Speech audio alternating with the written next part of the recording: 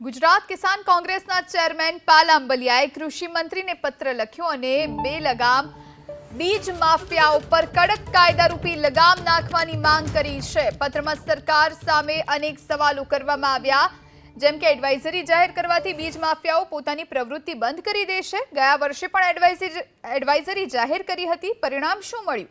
4G 5G પ્રતિબંધિત હોવા છતાં ખુલ્લેઆમ કેમ વેચાય છે?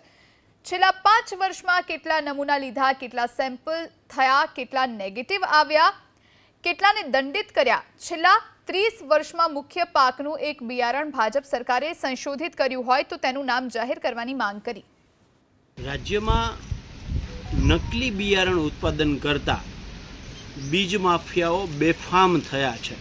ગયા વર્ષે અમે કિસાન કોંગ્રેસે 5 જગ્યાએ દરોડા પાડી અને જેની સામે પોલીસ ફરિયાદ કરી હતી એમાં તમે 300 રૂપિયાથી દંડિત કર્યા છે। તો શું 300 રૂપિયાથી દંડિત કરવાથી શું આ બીજ માફિયાઓ જે છે એમને ક્યાંય કોઈ ડર કાયદાનો ઊભો થશે? એટલે આજે સરકાર સમક્ષ પત્ર લખીને માંગ કરી છે કે નકલી બિયારણ ઉત્પન્ન કરતા બીજ માફિયાઓ સામે કાયદાથી ઉદાહરણ પૂરું પડે અને બીજી વખત કોઈ પણ નકલી બિયારણ ઉત્પાદન કરવાનું કે નકલી બિયારણ વેચવાનું કામ ન કરે એવો ડર ઊભો થાય, એવો કાયદારૂપી એમને દંડિત કરવામાં આવે, એવી માંગ કિસાન કોંગ્રેસ દ્વારા કરવામાં આવી।